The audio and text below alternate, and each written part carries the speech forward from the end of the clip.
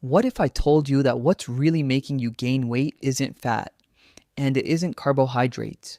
Yes, you heard that right. For years, you may have blamed bread, rice, olive oil, or even junk food for those extra kilos. But the real cause is something else entirely.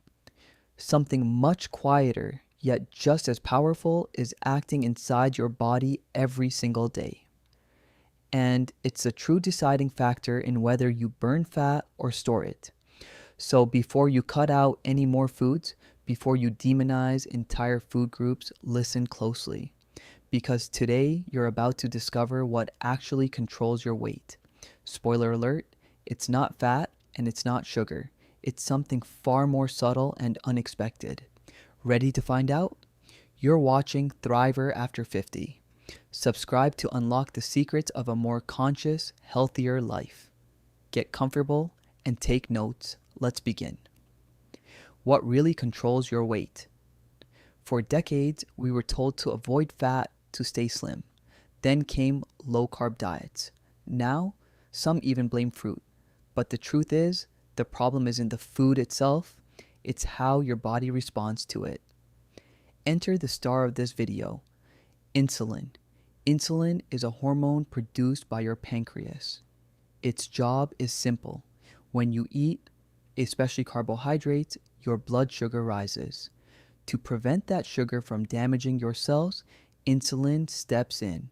What does it do exactly? It opens the door for glucose to enter your cells, first stored as glycogen, and when that storage fills up, as fat. The problem isn't eating, it's when and how often you eat. This is where it all starts to make sense. It's not about whether you eat bread or rice, it's about how frequently you eat and how your insulin behaves throughout the day. Every time you eat, no matter how small, your body releases insulin.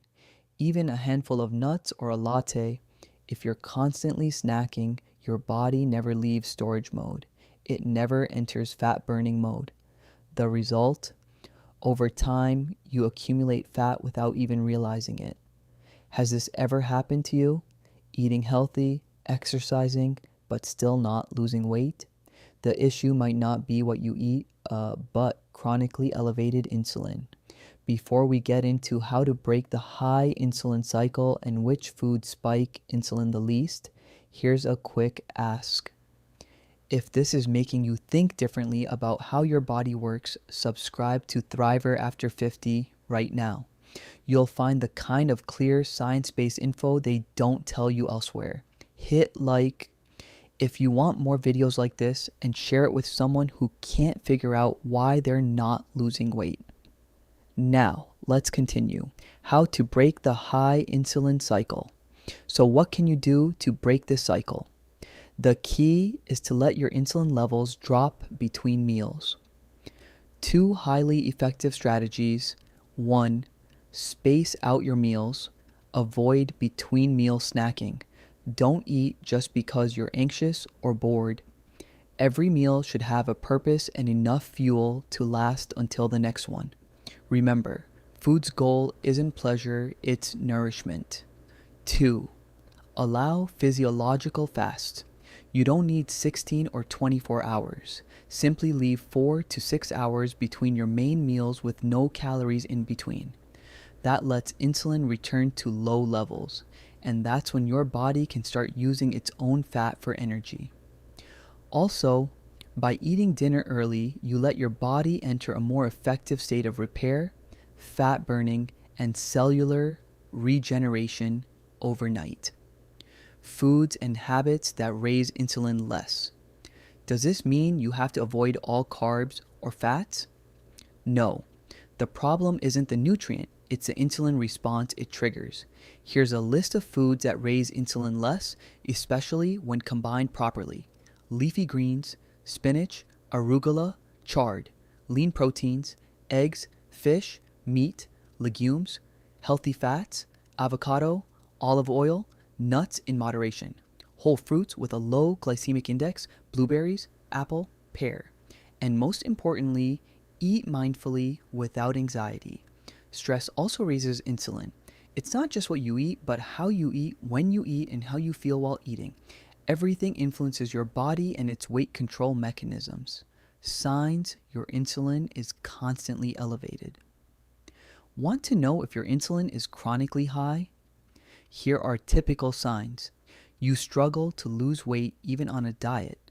You're constantly hungry even shortly after eating. You feel sleepy or lethargic after meals. You frequently crave sweets or carbs. You have stubborn belly fat. If this sounds familiar, you may be trapped in a cycle of chronic hyperinsulinemia. Getting out isn't about counting calories, it's about teaching your body to use energy efficiently. Now you know it's not fat, it's not carbs. Insulin dictates whether you burn fat or store it. And the best part, you have the power to regulate it. You don't need extreme diets. You don't need to kill yourself at the gym. You need to understand how your body works and give it the time, space, and respect it deserves. Your body is wise. It just needs you to listen. And once you do, everything changes. Energy returns, weight balances out, your relationship with food transforms. If you've ever felt frustrated, stuck, or guilty, remember, you weren't doing things wrong. You just needed the full map. And today, you've seen it. Now it's your turn. Tell me in the comments. Were you making the mistake of thinking carbs or fats were making you gain weight? Will you try spacing out your meals? And if this video helped you, share it with someone who needs it. You could help more than you know. Thank you for being here, for learning, and for making your health a priority. See you in the next Thriver After 50 video. Take good care.